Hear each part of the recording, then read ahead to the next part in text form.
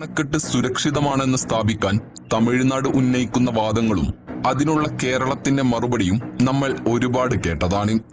ഒട്ടനവധി പ്രത്യേകതയുള്ള മുല്ലപ്പെരിയാറിനെ മറ്റ് അണക്കെട്ടുകളുമായി താരതമ്യം ചെയ്യുന്നത് തന്നെ വിഡ്ഢിത്തരമാണ്.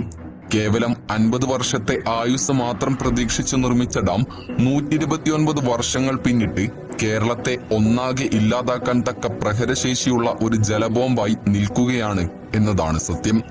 ഇങ്ങനെയൊക്കെയാണെങ്കിലും മുല്ലപ്പെരിയാർ ഡാം തകരുമെന്ന ആശങ്ക വേണ്ട എന്ന് തന്നെയാണ് നമ്മുടെ കേരള സർക്കാരും പറയുന്നത്. ഇവിടെയുള്ള മുല്ലപ്പെരിയാർ ഡാം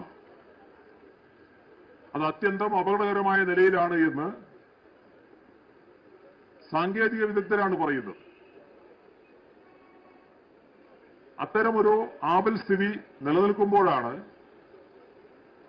ഭൂചലനം കൂടെ ഉണ്ടായത്. റിക്ടർ സ്കെയിൽ 6 മേലെ ഭൂചലനം ഉണ്ടായാൽ ഈ ഡാം തകർന്നേക്കാനിടയുണ്ട്. തകരും എന്ന് തന്നെയാണ് വിദഗ്ധർ പറയുന്നത്. എന്നാൽ സർക്കാർ പറയുന്നത് പോലെ മുല്ലപ്പെരിയാർ ഡാം സുരക്ഷിതമാണെങ്കിൽ പുറത്തുനിന്ന് ഡാമിലേക്ക് നമ്മളെപ്പോലെയുള്ള സാധാരണക്കാരെ പ്രവേശിപ്പിക്കാത്തത് എന്തുകൊണ്ടാണെന്ന് നിങ്ങൾ എപ്പോഴെങ്കിലും ചിന്തിച്ചിട്ടുണ്ടോ? അതിന് ഒരു വിചിത്രമായ കാരണമുണ്ട്. പറയാം. മുല്ലപ്പെരിയാറിൽ പുതിയ ഡാം നിർമ്മിക്കാൻ കുറഞ്ഞത് 1400 കോടി രൂപയെങ്കിലും വേണ്ടിവരുമെന്നാണ് ജലസേചന വകുപ്പ് പറയുന്നത്. ഇപ്പോഴുള്ള അണക്കെട്ടിൽ നിന്ന് 366 മീറ്റർ താഴെയാണ് പുതിയ ഡാമിനായി സ്ഥലം കണ്ടെത്തിയിരിക്കുന്നത്. 2011 ആദ്യ റിപ്പോർട്ടിൽ ചെലവ് 600 കോടിയാണ് കണക്കാക്കിയിരുന്നത്.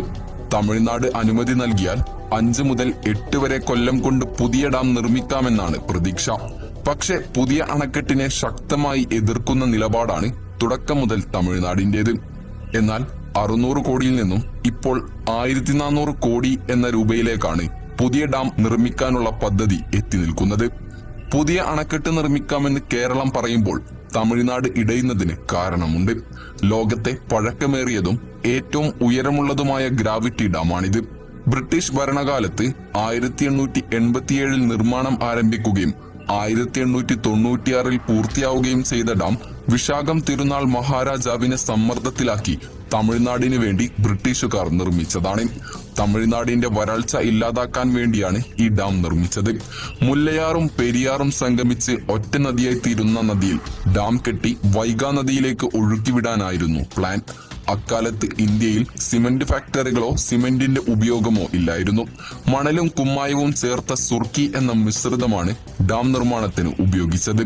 കരിങ്കല്ലും സുർക്കി മിശ്രിതവും മാത്രം ഉപയോഗിച്ച് നിർമ്മിച്ച ലോകത്തിലെ ഏറ്റവും വലിയ ഡാമാണ് മുല്ലപ്പെരിയാർ. കാലപ്പഴക്കം കൊണ്ട് സുർക്കി മിശ്രിതം ഒലിച്ചു പോവുകയും ഡാമിന് വൻ ഭീഷണി ഉണ്ടാവുകയും ചെയ്തു. കൂടാതെ പരിസ്ഥിതി ലോല പ്രദേശമായ മുല്ലപ്പെരിയാർ മേഖല ഭൂകമ്പ ബാധിത മേഖല കൂടിയാണ്. അനേകം തവണ ചെറിയ ഭൂചലനങ്ങൾ ഇവിടെ ഉണ്ടായിട്ടുണ്ട്. മേഘവിസ്ഫോടനം കൊണ്ടോ പ്രളയം കൊണ്ടോ ബലക്ഷയം കൊണ്ടോ ഡാം തകരാൻ സാധ്യതയുണ്ടെന്ന് ജനങ്ങൾ ഭയപ്പെടുന്നു. ഡാം പൊട്ടിയാൽ അതിന്റെ ആഘാതം താങ്ങാൻ കേരളത്തിന് കഴിയില്ല. കുത്തിയൊലിച്ചു വരുന്ന വെള്ളവും വൃക്ഷങ്ങളും തകരുന്ന കെട്ടിടാവശിഷ്ടങ്ങളും ഇടുക്കി ഡാമിൽ എത്താൻ 45 മിനിറ്റ് മതിയാകും. ജലപ്രവാഹത്തിൽ എല്ലാം നശിക്കും. ഇടുക്കി ഡാമിലെത്തുന്ന ഈ ജലവും മറ്റും ഡാമിന് ഉൾക്കൊള്ളാൻ കഴിയുന്നതിനും അപ്പുറമാണ്. ഇടുക്കി ഡാം കൂടി തകർന്നാൽ കേരളത്തിലെ 6 ജില്ലകൾ ചെളിക്കുണ്ടായി മാറും. 3 നില കെട്ടിടത്തിന്റെ അത്ര പൊക്കത്തിൽ ചെളി നിറയുകയും കേരളം 3 ഭാഗമായി വിഭജിക്കപ്പെടുകയും ചെയ്യുമെന്നാണ് പറയപ്പെടുന്നത്. ഇനി നമ്മുടെ ചോദ്യത്തിലേക്ക് വരാം. എന്തുകൊണ്ടാണ് മുല്ലപ്പെരിയാർ ഡാമിന്റെ ചിത്രങ്ങൾ എടുക്കാൻ അനുവാദമില്ലാത്തതും സാധാരണക്കാരെ ആരെയും അങ്ങോട്ട് കടത്തിവിടാത്തതും? യഥാർത്ഥത്തിൽ മുല്ലപ്പെരിയാർ എന്നല്ല, ലോകത്തിലെ പല സുപ്രധാനമായിട്ടുള്ള ഡാമുകളിലും സന്ദർശനം നിരോധിച്ചിട്ടുണ്ട് എന്നതാണ് സത്യം.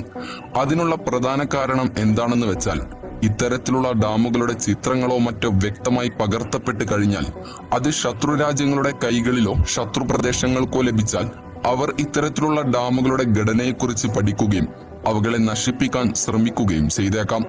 ഡാമുകൾ എന്ന് പറഞ്ഞാൽ ഒരു ജലബോംബായതിനാൽ തന്നെ സുപ്രധാനമായിട്ടുള്ള അണക്കെട്ടുകളെ സർക്കാരുകൾ രഹസ്യ സ്വഭാവത്തോടു കൂടി സംരക്ഷിക്കുകയാണ് ചെയ്യാറുള്ളത്. ഇത് തന്നെയായിരിക്കണം മുല്ലപ്പെരിയാർ ഡാമിലും സംഭവിക്കുന്നത്.